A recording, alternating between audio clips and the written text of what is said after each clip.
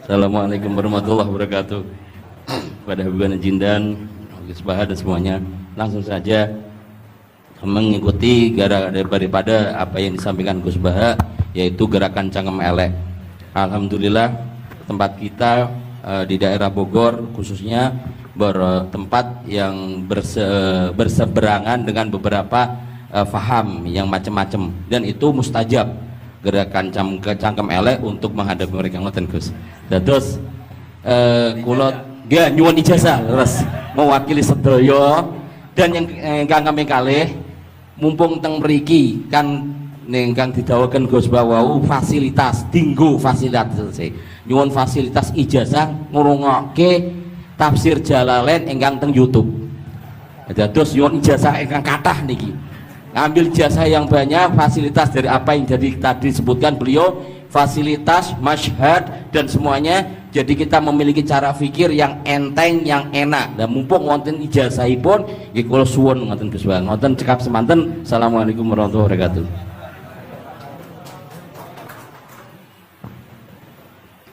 Assalamualaikum warahmatullahi wabarakatuh.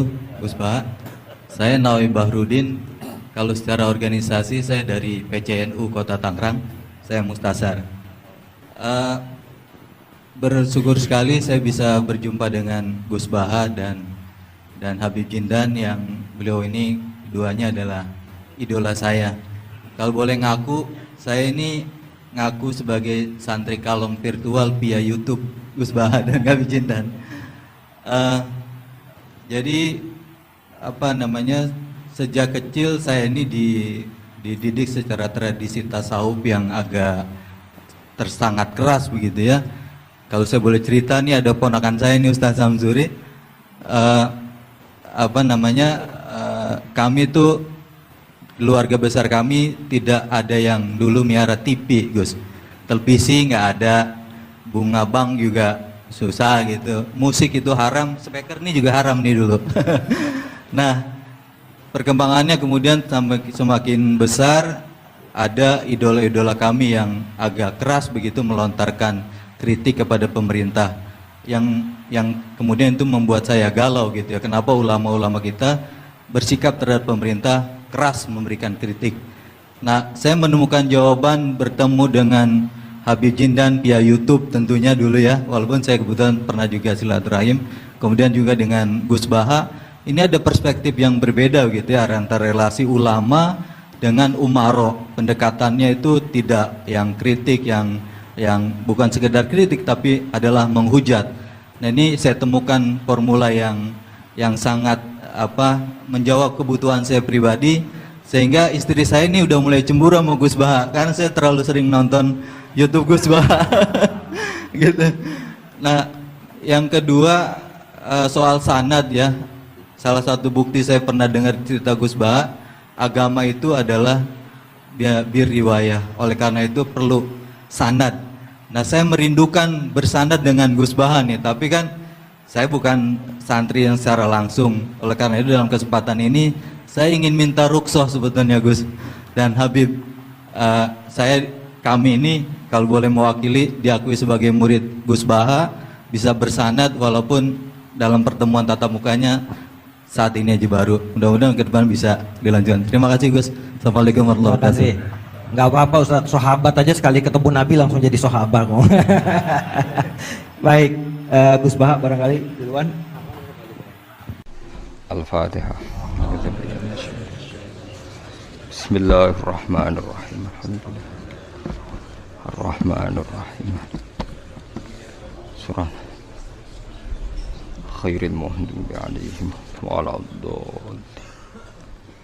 Terus niki napa niati nggih dawuhe Mu'ad bin Jabal niku ta'alu bina nu'min sa'atan. Terus Mu'ad bin Jabal teng riwayat Bukhari sering dawuh, ayo rene moro aku, ayo do iman bareng-bareng. Dados ngaji kados ngeten niki termasuk nambahi napa iman. Kiai Abdurrahman Sahal, Kiai Ustaz Nawawi. Sing bagian ngeleng-ngeleng. Iya, apa saya Gus?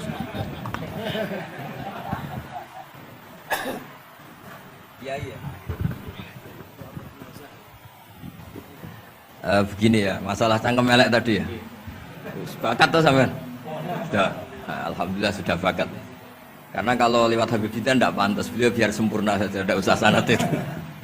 Jadi begini, dulu ketika Sulhul Hudaybiyah, Hudaybiyah itu kan umat Islam sedikit sekali, terus dipaksa untuk pulang dari Mekah, tidak boleh umroh. Terus sahabat berkomitmen berani mati bela-belain Rasulullah SAW. Ketika berani mati ini digojlok sama orang musyrik. Jangan-jangan setelah kami perang betul, kamu meninggalkan Muhammad. Ini yang omongannya orang musyrik. Abu Bakar, itu semua ulama tahu kalimat itu, cuma tidak usah diterjemah. Umsus bidrallat katanya. Itu adalah Abu Bakar yang ngetikan itu. Karena memang ekstrim. Terus kedua, ada orang Bedui itu ngukur seorang nabi itu dengan hal-hal yang kurang baik. Misalnya begini, ya Muhammad, kamu ngeklaim tahu berita langit, coba unta saya yang hilang itu di mana? Katanya tahu berita langit, sekarang tahu nggak unta saya hilang itu di mana? Mobil saya di mana?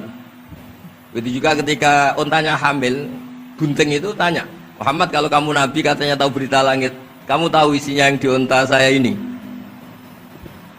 Itu ada sahabat yang saking nggak kuatnya demi bela Nabi itu, udah kalau tanya gitu tanya saya terus. Terus si tadi orang tadi dibilangin sahabat, nazauta 'alaiha fakanat minha sakhlah. Jadi intinya ini Habib Jintan biar senyum-senyum aja. Jadi intinya kadang ad-difa sama orang-orang gitu mau tidak mau nggak ada pilihan itu. Kalau yang ma'ruf di Quran ya uffil lakum wa lima ta'buduna min dunillah. Jadi ketika Nabi Ibrahim, ini sering saya patah-patah supaya tidak paham semua karena ini sanad kurang baik. Tapi kebutuhan itu. Biasanya yang minta itu yang jenisnya ya, seperti ini yang sudah cangkem elek cuma butuh legitimasi gitu. Jadi dia butuh nggak tanggung jawab, dilimpahkan ke saya. Kalau saya kalaupun salah kafaroh saya banyak. Saya kan ngapalin Quran. Kalau orang itu hafal Quran, inna wa ta'ala la yu'adzibu qalban wa al Quran.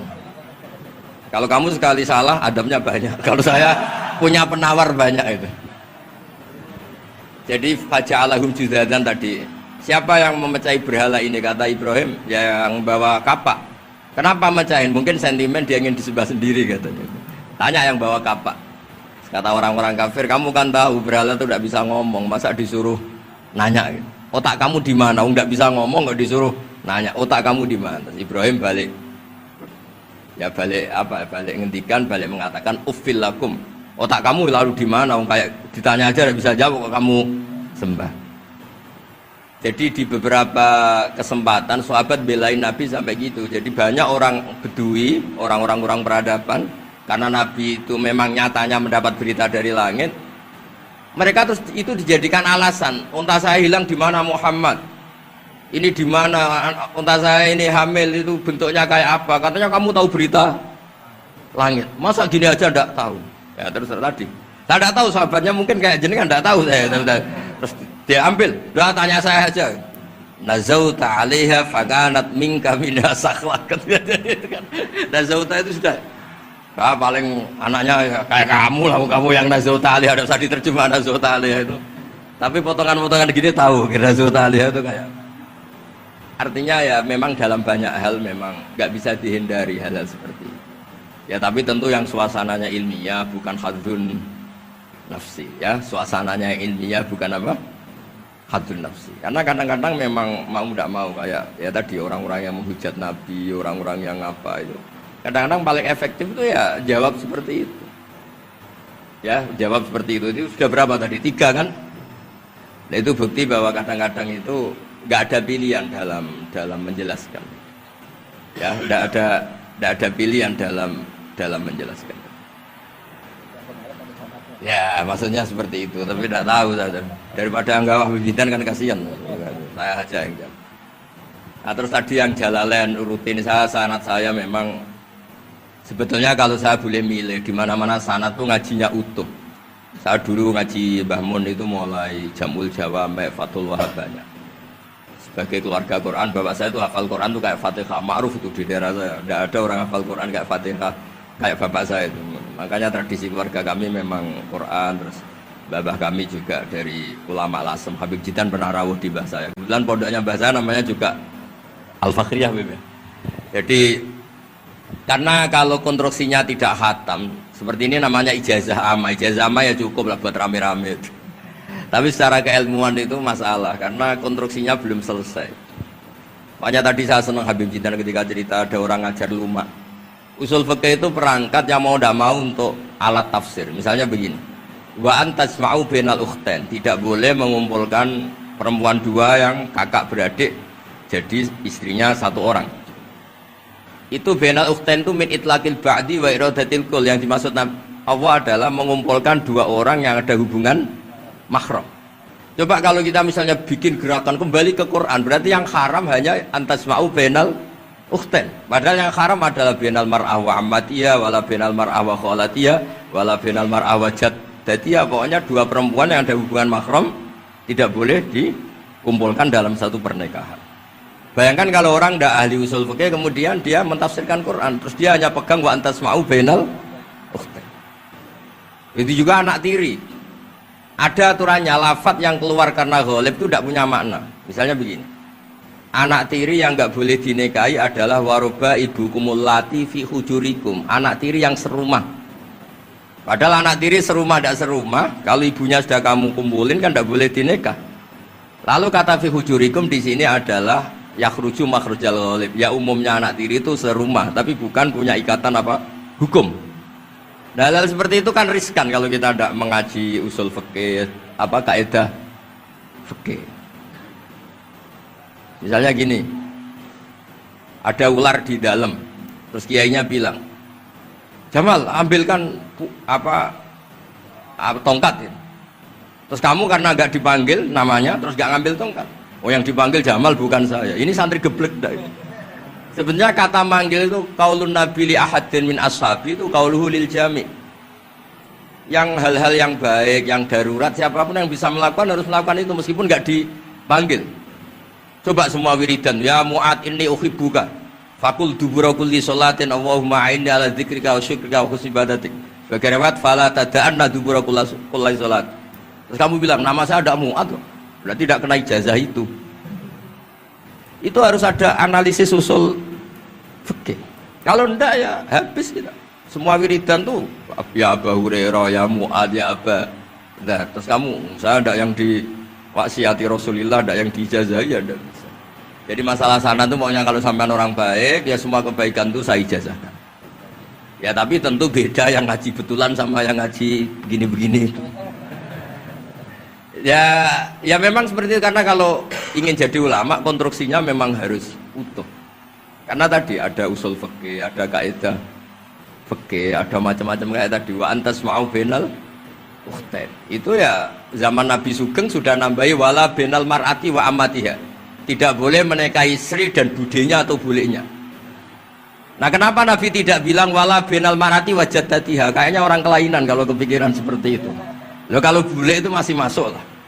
Ya misalnya istri kamu 17, bulenya 27 kan kok cantik budenya kan masih bisa mikir gitu. Tapi kalau istri kamu 20, mbahnya 80 kok kepikiran itu kan.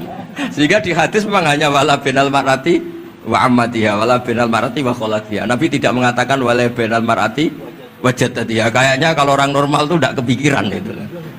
Ya tapi apapun itu nyatanya Quran hanya wa antasma'u bainal ukhtain. Itu kalau nggak dijelaskan pakai usul fikih, ini min itlaqil badi wa iradatil kul secara balaghah. Ya, itu kan tidak bisa.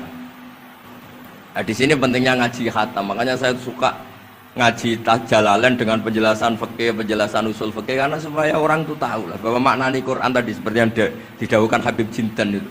Ya, kalau kamu tidak menguasai betul, terus akhirnya ngomong menurut saya, Quran kok menurut saya, menurut perasaan saya tidak bisa. Kata Habib Jindan kok biroi, ya sudah pesan tiket di neraka. Ngeri kan? Apalagi sudah biroi, dapat penghormatan, dapat uang, dapat panggung. Islam kok menurut saya, loh ini Islam yang menurut Rasulullah, Islam kok menurut saya. Makanya ini saya fanatik bahwa kitab tadi saya tunjukkan ke Habib Jindan beberapa kitabnya Sayyid Muhammad yang menyebut mbah beliau apa supaya mudawwan. Dulu itu ada orang alim alama namanya Les bin Sa'ad. Kata Imam Syafi'i, al-Laits afqahu min Malik illa annahu dhayya'ahu ashabuh. Imam Les secara fikih itu lebih alim dibanding Imam Malik, tapi doya'ahu ashabu, murid-muridnya agak menulis. Andai kan Habib Salim tidak punya putra Habib Novel, tidak punya cucu Habib Jintan, mungkin orang tidak bakas lagi Habib Salim.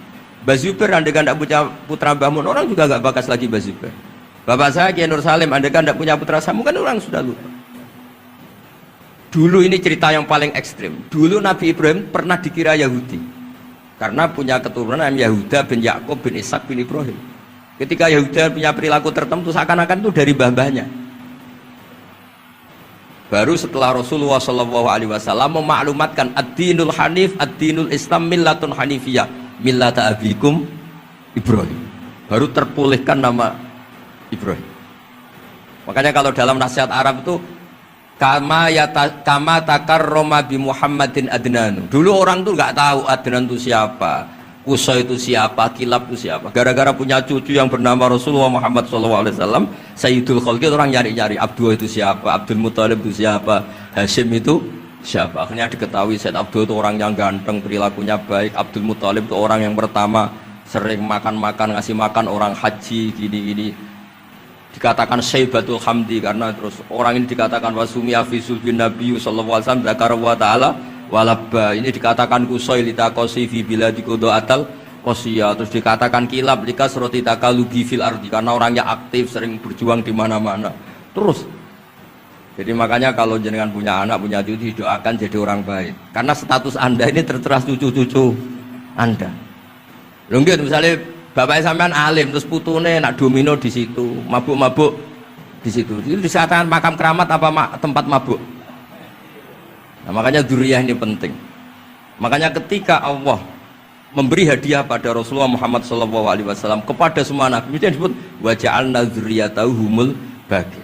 Ketika dikatakan kalimat tauhid juga wa ja'alaha kalimatam baqiyatan fi aqibi. Makanya ukuran orang baik itu ya anaknya, cucunya, apa-apanya. Karena ini yang meneruskan status kita. Ya jelas ya. Itu kalau Anda ini ngaji khatam, konstruksi itu tahu. Tapi kalau tidak khatam, ya hanya modal qabilna terus. Ya tapi agak apa-apa daripada sama sekali. Malah yudraku kulluh, la yudraku kulluh. Oke, kesana disambung Habib Jintan. Oh, kesana keluar ikut dengar itu ya. Yang kembali ada usah bisa aja, jangan nggak apa, yang sanad saja. Mau tempat sambut, oh tempat sambut. Yang sanad ada sanad ijazah amal. كما إن صحت لنا الإجازة كما أجازنا سيد الوالد الحبيب نوفل بن سالم بن أحمد بن جندان عن والده الحبيب سالم بن أحمد بن جندان عن شيوخه جميعا وعن الوالد الحبيب نوفل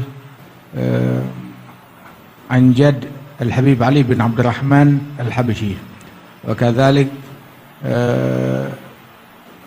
كما أجازنا الجد الحبيب محمد بن علي بن عبد الرحمن عن والده الحبيب علي بن عبد الرحمن الحبشي وكما أجازنا شيخنا ومربينا الإمام الحبيب عمر بن محمد بن سالم بن حفيظ عن شيوخه وكما أجازنا شيخنا الحبيب علي المشهور بن محمد بن سالم بن حفيظ وشيخنا السيد محمد بن علي بن عباس المالكي والحبيب عبد القادر بن أحمد السقاف والحبيب أبي بكر بن علي بن أبي بكر بن علي بن عبد الرحمن المشهور والحبيب زين بن إبراهيم والحبيب سالم بن عبد الله بن عمر الشاطري وأخيه الحبيب حسن جميع مشايخنا فبأسانيدهم إن صحت لنا الإجازة أجزناكم في تعلم والتعليم تذكر التذكير في الدعوة إلى الله تعالى وفي أذكار سادة بني علوي وفي كل ما يقربكم إلى الله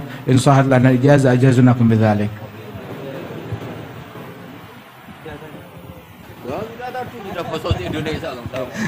Jadi ijazahnya Gus Baha pakai bahasa Indonesia kan. Jadi kita belum kobil tuh tadi. Insya Allah, ya, insya Allah. Ada al-idnu bima'nal ijazah, insya Allah.